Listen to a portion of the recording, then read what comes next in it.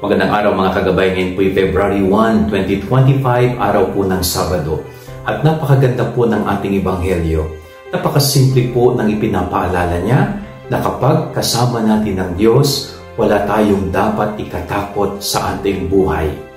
Itong mga alagad ng Panginoon, natakot sila sa lakas ng alon at hangin nung sila po ay nasa kalagitnaan ng katubigan. Dahil kahit nandoon na si Jesus kasama nila sa bangka, hindi po nila na-recognize ang pagiging Diyos ni Jesus. Kaya pinangunahan po sila agad ng takot.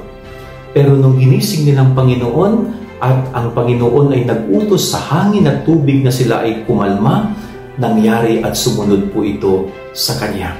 Napakaganda po ito na tatandaan natin palagi sa buhay. Kapag kasama natin ang Diyos, kahit gaano kalakas na hangin at kahit gaano kataas na alon ng problema ang lumating sa ating buhay, hindi po tayo dapat ikatakot dahil hindi tayo pababayaan ng Diyos. Manalig, magdasal at palalimin ang ugnayan natin palagi sa Panginoon. Yan ang ating gabay-alang ngayong maghapon. God bless po sa inyo lahat. Pagpalain kayo ng Panginoon.